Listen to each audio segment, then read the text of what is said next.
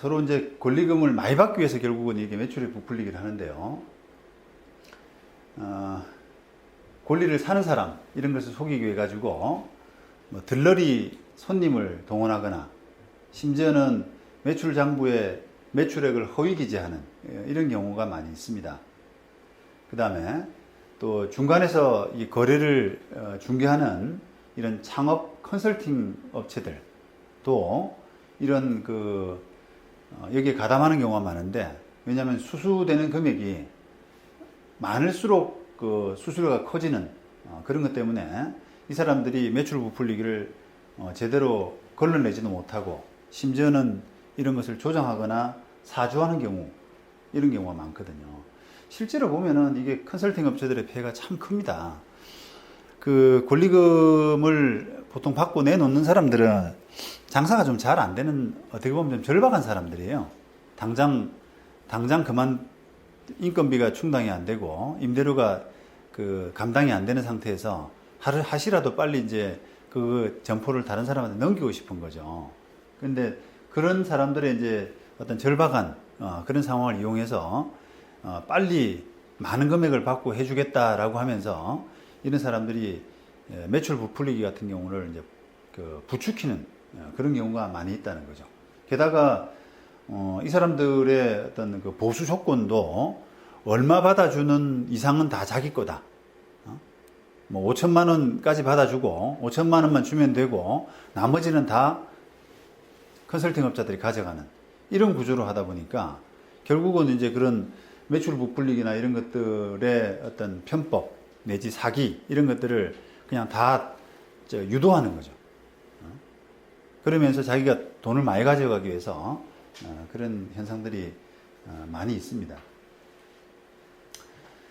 자, 그러다 보니까 이게 거래 현실에서는 권리금 이렇게 정하는 과정에서 점포 양도인이 언급하는 매출이라고 하는 것은 정도 차이가 있지만은 대부분 과장된 것이고 적당한 선에서 믿어야 된다라고 하는 이런 자조 섞인 농담이 있을 정도까지 돼버렸습니다. 그만큼 너무 이렇게 매출 부풀리기가 너무 지금 일반화된 관행이라는 거죠.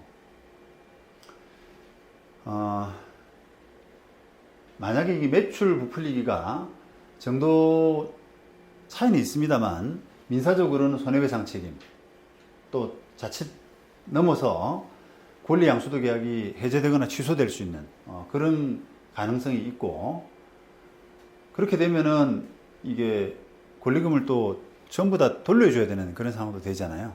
돌려주고 그 임대차 관계로 다시 들어와야 되는 그런 참 생각하기 힘든 상황이 될 수가 있거든요. 게다가 형사적으로는 사기죄로 형사처벌 받을 수도 있는 이런 아주 엄중한 문제라는 거죠.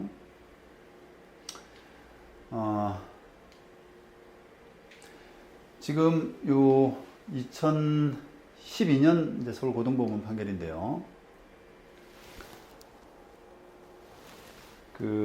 이것도 매출액을 부풀려 가지고 권리 양수도 계약을 해서 권리금으로 2억 4천만 원이 수수가 됐는데, 재판 결과 이 양도인의 매출 부풀리기에 관한 기망행위가 인정돼 가지고 권리금을 전부 돌려주라 라고 하는 그런 판단입니다.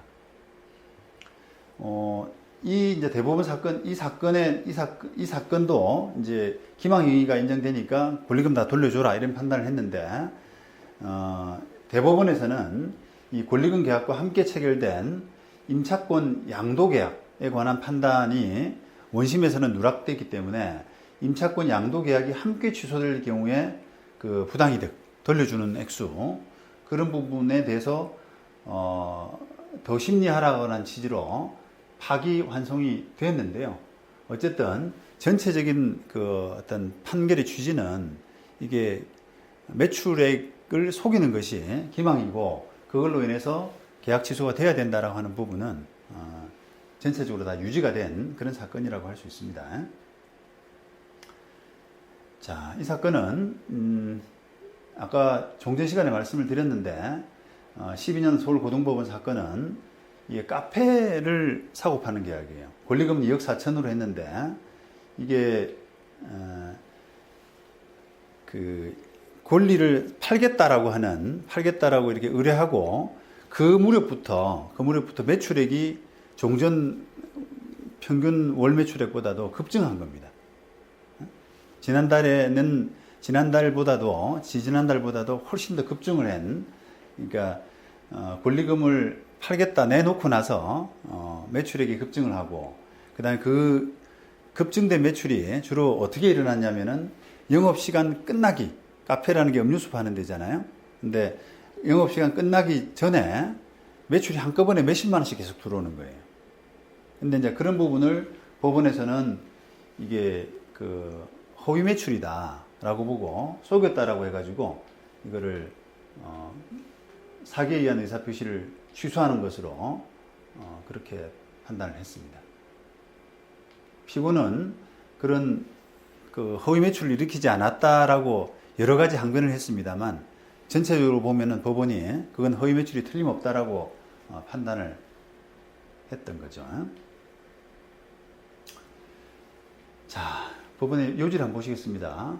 이렇게 중요한 부분에 대해서 거래에 있어서 중요한 사항에 관한 거래 사실을 신의 성실의 의무에 비추어서 그 비난받을 정도의 방법으로 허위로 고지하는 경우에는 위법한 기망행위로 평가될 수 있다. 그런데 피고는 이 사건 점포를 권리금을 지급하고 인수하려는 원고에게 매출 정도나 수익 여부를 알려주는 정도를 벗어나서 매도 중개를 의뢰한 직후부터 한 달여 이상 기간 동안 실제로는 매출이 없음에도 있는 것처럼 허위의 가공 매출을 포스에 기록하고 계약을 체결하려는 상대방인 원고에게 허위 매출이 포함된 포스 매출 자료를 인쇄해서 제시함으로써 실제 매출보다 많은 매출이 있는 것처럼 고지한 이런 행위를 했는데, 이것은 사회상규를 벗어난 위법한 기망행위로 평가하지 않을 수 없다. 그 다음에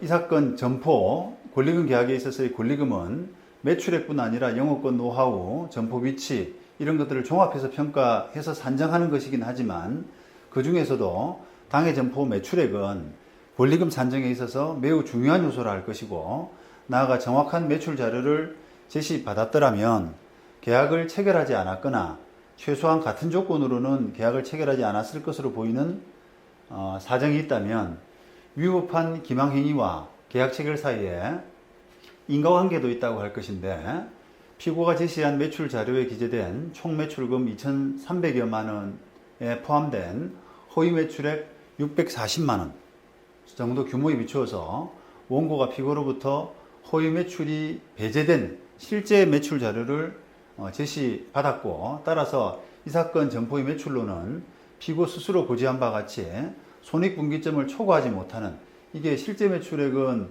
640만 원을 빼게 되면은 불과 한 1,400만 원 정도? 1,600만 원 정도 되잖아요.